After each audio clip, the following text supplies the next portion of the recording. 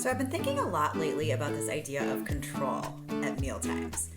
I've been working with some new families with some older kids who are really fun, and also reading some posts online from worried parents. And some of the responses that I've read talk about this idea that kids are not eating the things that parents are presenting because it's all about control. So I wanted to kind of dig into what is control and why is it important. So what I want you to know about control is that it's not really an attempt to manipulate us. I think as parents, sometimes we put adult intentions on things that our small children are exhibiting. So if it were another adult exhibiting these behaviors, then yeah, it might be an attempt to kind of control, manipulate. But with a child, it's different. The intentions are different, typically.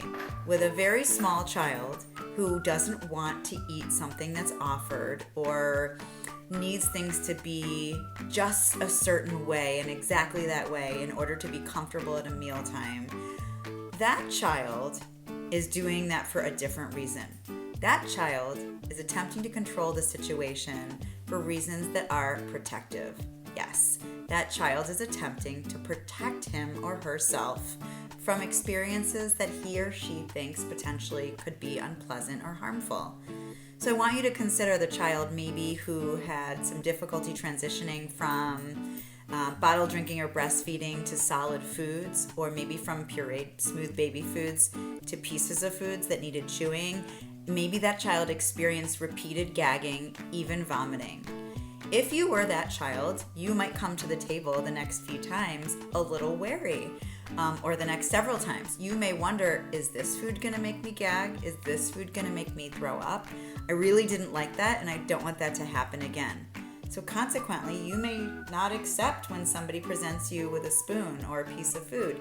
You might even turn your head, and you might even push that person away and start crying. So I want you to understand that those responses are protective.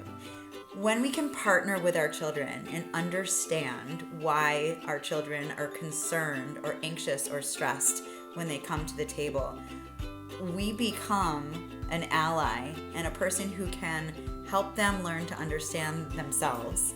When we partner with our children and attempt to figure out and understand why that child feels the need to protect herself from this eating experience, we can then make some real progress by figuring out, how can I help you be more comfortable?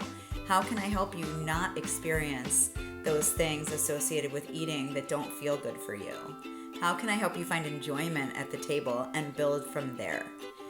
So I encourage you, the next time you're frustrated, and it is frustrating, the next time you're frustrated that your child wants things a certain way or won't accept what you're offering, take a step back. Maybe consult an expert, have an evaluation with somebody who has training in supporting children who are struggling to eat, and try to figure out how to make that little one more comfortable so that he or she can find enjoyment in eating.